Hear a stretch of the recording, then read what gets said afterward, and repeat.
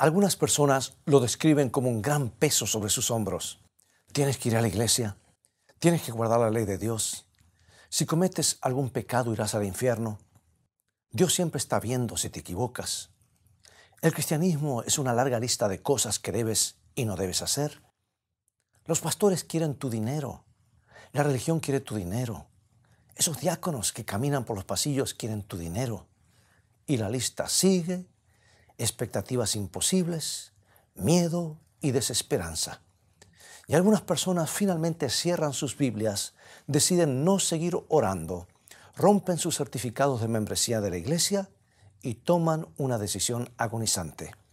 Hasta aquí he llegado, de ahora en más seré ateo. Si tengo que seguir soportando esta carga, todo este horror, entonces simplemente no voy a creer más. No puedo seguir así. Pregunto, ¿será el divorcio entre tú y Dios la respuesta? ¿Han encontrado optimismo y una paz renovada los ateos que supuestamente han nacido de nuevo? ¿O es que su deseo de escapar del infierno los ha hecho enfrentarse cara a cara con su propio infierno?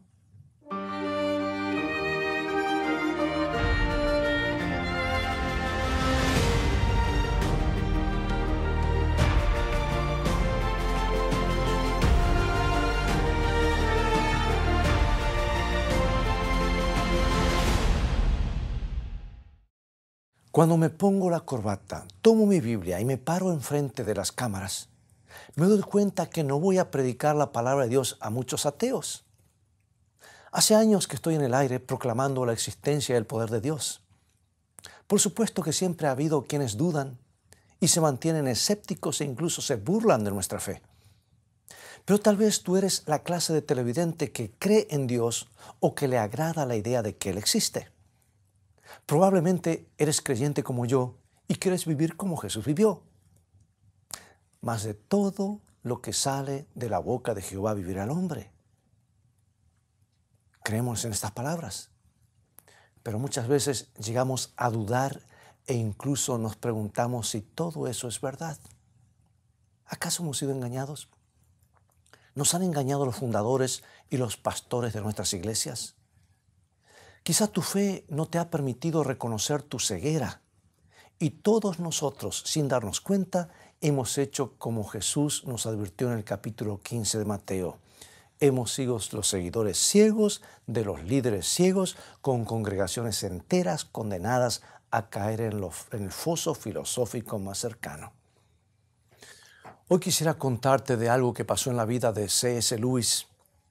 Después de haber caminado por años en los senderos del cristianismo, hizo una confesión sorprendente.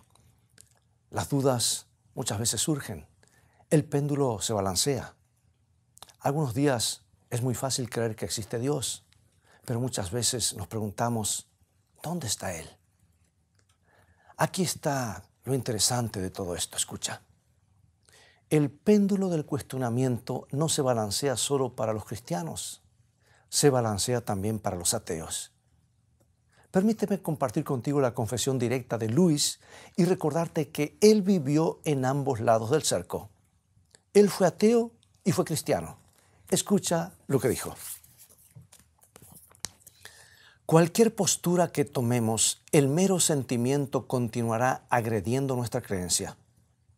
Así como el cristiano tiene sus momentos en el que el clamor de este mundo visible y audible es tan persistente y el susurro de un mundo espiritual es tan débil que apenas puede aplacar las armas, del mismo modo yo recuerdo que el ateo también tiene sus momentos de aprensión que lo estremece y sospecha que aquellos viejos cuentos quizás sean verdaderos y que algo o alguien de afuera podría irrumpir en su universo mecánico explicable y organizado. Crees en Dios y tendrás que enfrentar momentos cuando lo que parece ser obvio es que este mundo material es la única realidad. Y si no crees en Dios, deberás enfrentar momentos en que este mundo material parece que te grita que no lo es todo. Finalmente, concluye que si tú y yo somos creyentes, debemos fortalecernos en contra de las dudas. Debemos, como él dice, entrenar el hábito de la fe.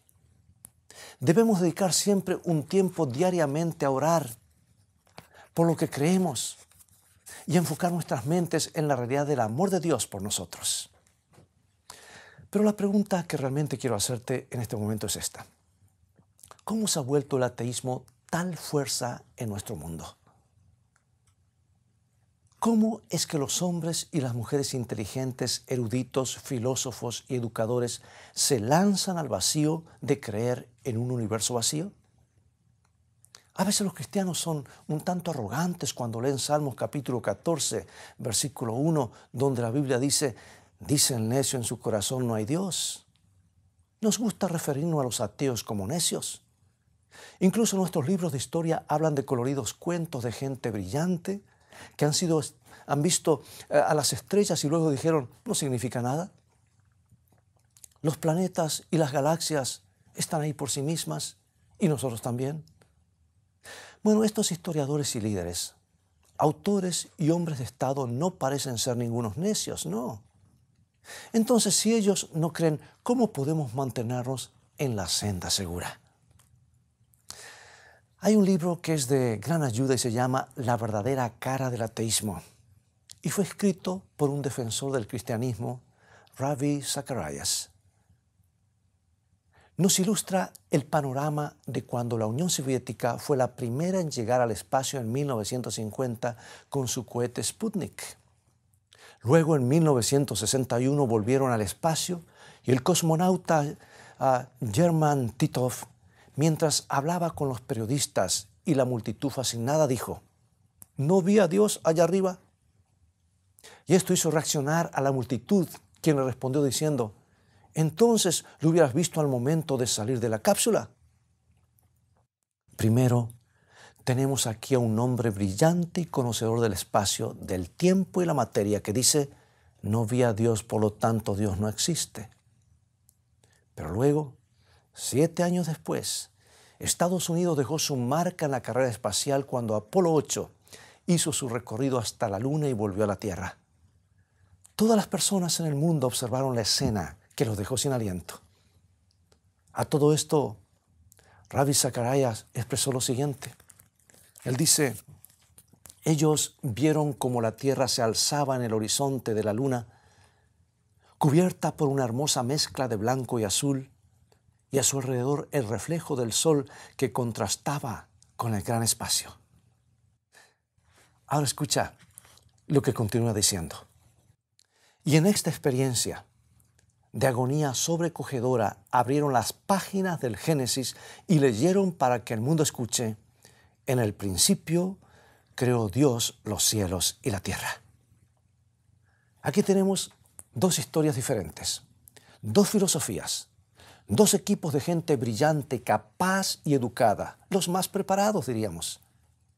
Y así como se precipitaban profundamente en el espacio, un grupo ve a Dios mientras que el otro grupo no ve nada más que un gran vacío y una gran roca. Bueno, el autor Zacharias continúa y hace un comentario intelectualmente estimulante y toma prestada una frase del filósofo Mortimer Adler. Y él dice así, más acciones y consecuencias en la vida surgen de la afirmación o negación de Dios que cualquier otra pregunta. Ahora bien, permíteme animarte. Si has sido tentado a poner a Dios en un armario y abandonarlo allí, espera un momento. Si la locura de este mundo o lo que te ha herido en tu vida es lo que hace que renuncies a tu fe, por favor, dale otro vistazo a las promesas de Dios. Si has tenido el infortunio de vivir una religión de opresión que gente buena o siniestra te haya creado, considera la posibilidad de que Dios es un Dios de amor y bondad, incluso cuando sus frágiles hijos y su gente no lo son. ¿Por qué te pregunto esto? Porque hay mucho en juego. ¿Existe Dios? ¿Le importo? ¿Tiene Él un propósito para mi vida?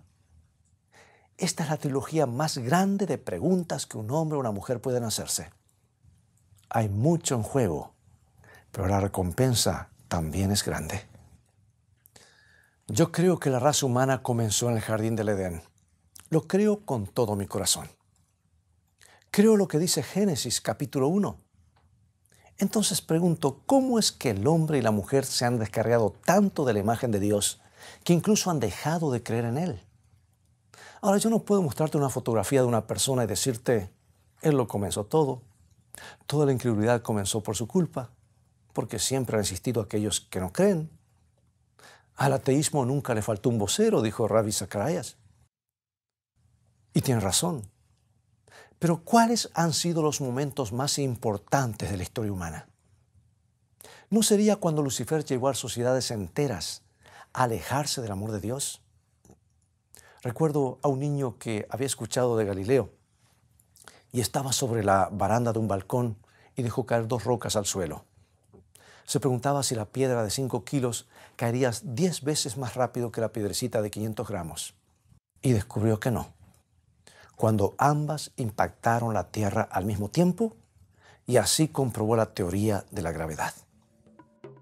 Pero cuando Galileo comenzó a explorar y explicar las teorías de Copérnico acerca del espacio y las órbitas planetarias que hablan del Sol como el centro de nuestro sistema solar y que la Tierra viaja alrededor de este una y otra vez, la Iglesia oficial no estuvo muy de acuerdo, ya que se encontraba en el conflicto religioso del siglo XV acerca de la interpretación de la Biblia. Y Galileo fue interrogado y disciplinado. Fue sentenciado a prisión domiciliaria y de hecho murió en 1642 con su nombre manchado, y recién en 1992 el Papa Juan Pablo II removió el estigma y el título de hereje. Lo que ocurrió es que otros científicos estudiosos de las leyes de la naturaleza y de la física concluyeron que la religión es el adversario de la razón. La ciencia nos muestra esto o aquello, pero la Iglesia demanda silencio.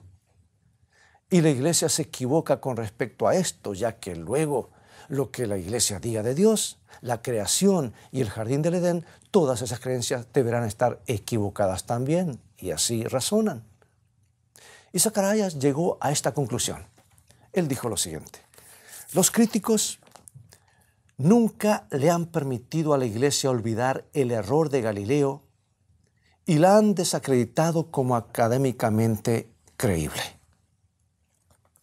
Luego tenemos el brillante y joven filósofo François-Marie Arouet, quien fue una de las mentes líderes del siglo de las luces.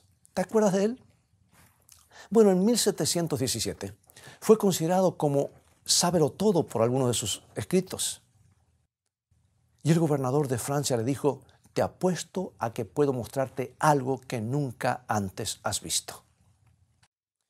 Y el poeta preguntó qué era eso, y la respuesta terminó siendo el interior de la Bastilla.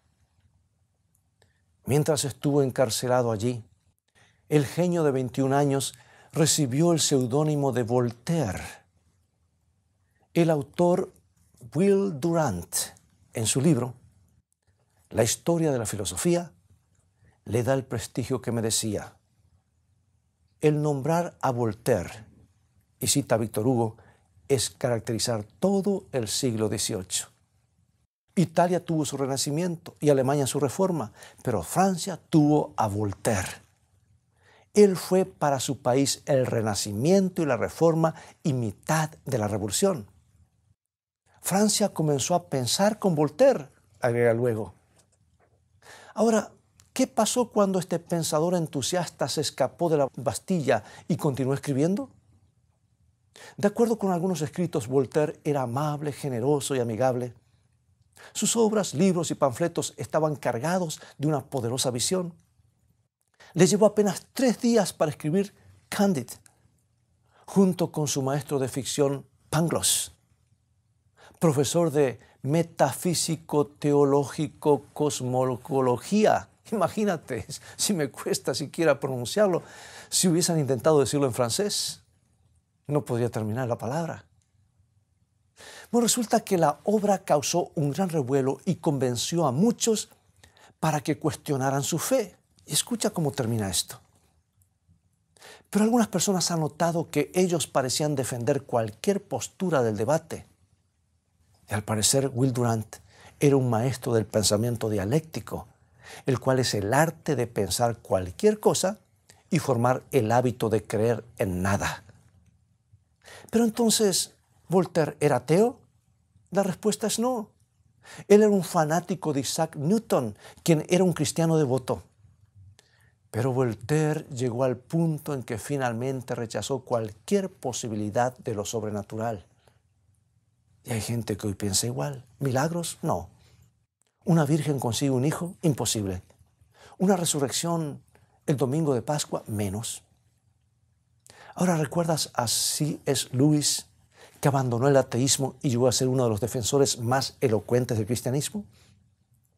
Observó con entusiasmo y precisión el primer paso de la teología liberal y llegó a la conclusión de que para los ateos los milagros son simplemente imposibles. Cualquier idea sobrenatural debe ser desechada. Y esto es exactamente lo que le pasó a Voltaire. Condenó la organización de la religión y al poder del clero. Y francamente, dadas las circunstancias de esos días, puedo comprender por qué lo hizo. Voltaire presenció tantos abusos de la religión que comenzó a escribir sus cartas y artículos que decían destruyamos a los infames, lo cual fue una manera de protestar por los pecados de la iglesia jerárquica. Y él muchas veces estimuló a sus amigos a orar, pero dejó de creer en el poder de la oración, ya que supuestamente no tenía ningún poder o resultado sobrenatural. Y finalmente, de manera suspicaz, llegó a la conclusión de que las personas con poder usaban la religión como una herramienta para poder tener control. Si Dios no existe, entonces era necesario inventarlo. Y Voltaire murió en 1778. Y 15 años después, el mundo presenció el horror de su tierra natal al pasar por uno de sus momentos más oscuros. Y esta fue la Revolución Francesa. Los sentimientos de este filósofo repercutieron en la legislación nacional y renunciaron formalmente, en forma nacional, de creer en Dios. Se quemaron las Biblias. Se penó la libertad de culto. El reino del terror y la guillotina arrebataron vidas de miles en solo 3 años y medio de ateísmo. Y fue el camino que los llevó a la locura y a la ruina. No hubo esperanza en el ateísmo. La historia nos muestra tantos ejemplos de luminarias como Voltaire que estuvieron a solo unos pasos de creer en Dios. Y luego comenzaron a preguntarse y dudar. Y encuentran lo que creen que son errores en la Biblia, irregularidades de la iglesia. Yo he estado en iglesias donde hay pecado y pecadores. Yo mismo soy un pecador que necesita de Cristo cada día. Pero los ateos que se desvían de su antigua fe comienzan a mirar el horror en las generaciones y las naciones que han caído en una completa destrucción y desamparo. Recordemos que hombres como Voltaire y su amigo americano Ben Franklin todavía eran deístas. Todavía creían en una clase de Dios, pero también eran hombres de la razón, parte del siglo de las luces. Y la ciencia tenía que rellenar ese vacío, ya que lo intangible, todo eso, la oración, fueron rechazadas. Y luego nuestro mundo se lanzó al vacío con la llegada de Charles Darwin, o Carlos Darwin. Sus teorías de la evolución y la supervivencia del más apto eran más que un cuestionamiento de los milagros y la oración. Es decir, que fue un ataque directo a la existencia de Dios. Si una persona era científicamente entendida, entonces no podía atreverse a pensar en la existencia de Dios. Y Darwin confiesa en su autobiografía su ansiedad al deshacerse de sus creencias en la Biblia y en Dios. De paso, él fue un estudiante de teología frustrado y por eso empezó sus viajes para buscar otra respuesta a los interrogantes que tenía. Y amigos, lo primero que desapareció para Darwin fueron los milagros. Entonces, si algo no podía ser empíricamente comprobado, no era verdad. Y de esta manera su confianza en Dios fue desapareciendo. Él luego admite que la incredulidad fue apoderándose de él poco a poco y finalmente por completo. Y una vez sugirió que no estaría mal el llamarlo teísta, alguien que cree en Dios. Sin embargo, luego en el mismo capítulo decide que el misterio del principio de todas las cosas es insoluble para nosotros y debo estar alegre por ser agnóstico. Esto es lo que él dice. Y una vez más, amigos, podemos ver en la historia cómo las dudas de algunos hombres se dispersan en todo el mundo. El mismo Darwin era un alma en conflicto, no tenía seguridad. Pero muchos adoptaron el darwinismo y tomaron una postura firme, hostil y desafiante de completo ateísmo. Y esto me hace recordar a Karl Marx. Las teorías de Darwin encajaban de manera perfecta y conveniente con sus teorías del hombre y la lucha política. Él dijo que la religión era el opio de los pueblos. Y cuando leyó las teorías de Darwin, se entusiasmó mucho más. Y de hecho, Marx le pidió a Darwin si podía dedicar su trabajo Das Kapital al científico británico. Y luego el ateísmo llegó a su cima, a su punto más alto de ira con los trabajos del filósofo alemán Friedrich Nietzsche, en un libro titulado El Anticristo. Allí él explica con desbocada pasión, dice: yo llamo al cristianismo la única gran maldición, la única gran corrupción interior, el único gran instinto de venganza, para el cual ningún medio es demasiado venenoso, oculto, subterráneo o pequeño. ¡Qué palabras tan venenosas! ¿Cómo puede el hijo de un ministro luterano, nieto de un clero luterano por parte de padre y de la madre, decir algo como esto? Solo Dios conoce el misterio. Pero la tragedia es que Nietzsche no basó sus pensamientos en nada.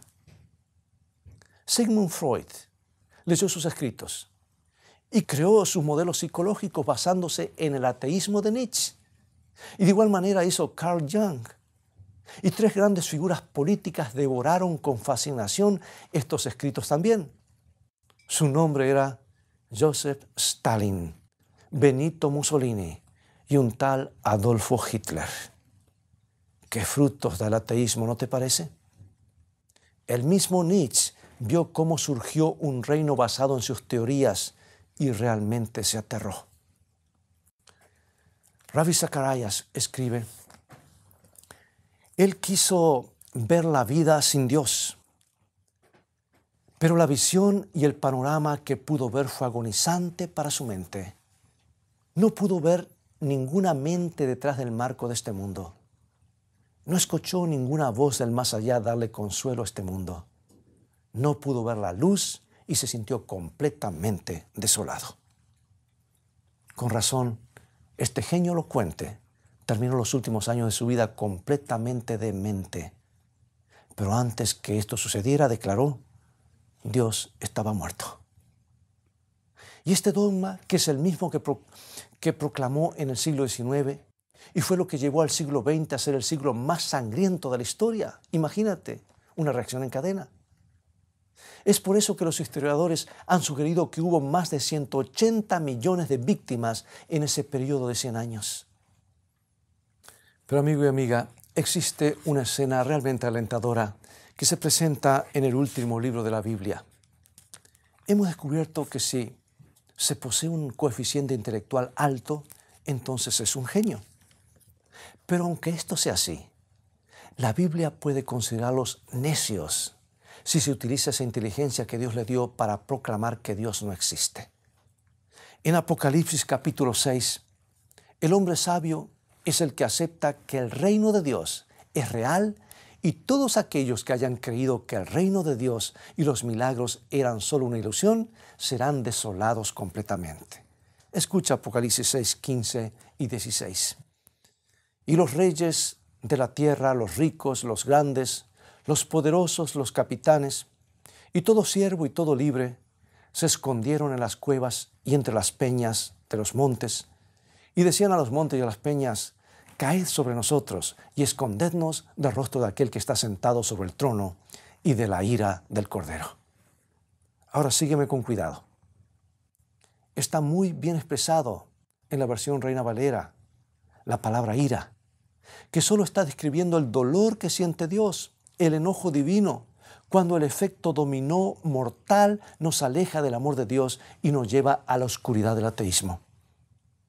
Qué bueno es poder aferrarnos a las promesas de Dios. Todos tenemos preguntas, pero resistamos un poco más. Hay muchas cosas que pasan a nuestro alrededor y quizás tú y yo no tengamos la respuesta, pero resistamos. Cuando sientas que tu confianza mengua, entonces pídele con fe a Dios para que pueda darte más fe. Si así lo deseas, Él lo puede hacer en este momento. Acompáñame en oración. Padre nuestro, somos frágiles. Nosotros, tus hijos, estamos confundidos, pero queremos que te quedes con nosotros. Podemos ver a dónde se dirige este mundo sin ti, Señor. Decidimos creer en ti a pesar de nuestras dudas. Estamos decididos a tomarnos de tu mano y te entregamos nuestro corazón. Por favor, envía tu Santo Espíritu para que nos mantenga firmes para poder creer en ti. Oramos en el nombre de Jesús. Amén.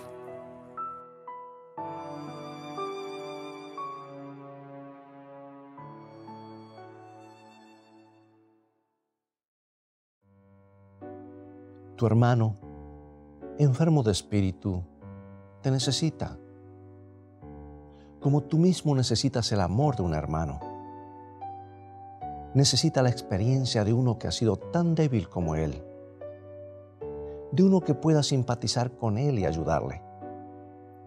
El conocimiento de nuestra propia debilidad debe ayudarnos a auxiliar a otros en su amarga necesidad. Nunca debemos pasar por alto un alma que sufre sin tratar de impartirle el consuelo con que somos nosotros consolados de Dios.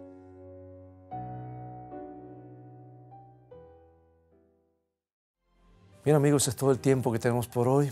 Ha llegado el momento de despedirnos. Sé que el programa de hoy ha sido un poquito más profundo, más filosófico, porque habla de los males que han llegado a este mundo y que han desembocado en el ateísmo y en las guerras terribles y la destrucción del ser humano, que es lo que quiere el enemigo. Por eso espero que el programa de hoy te haya ayudado a reafirmar tu fe en Dios, sabiendo que Él tiene un plan, un designio para su creación, para nosotros en forma individual.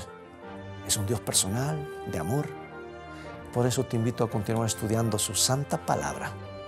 Visítanos en nuestro sitio de internet escritoestá.tv, donde podrás obtener una variedad de estudios bíblicos. Dios te bendiga y te guarde, y recuerda, escrito está, no solo de pan vivirá el hombre, sino de toda palabra que sale de la boca de Dios.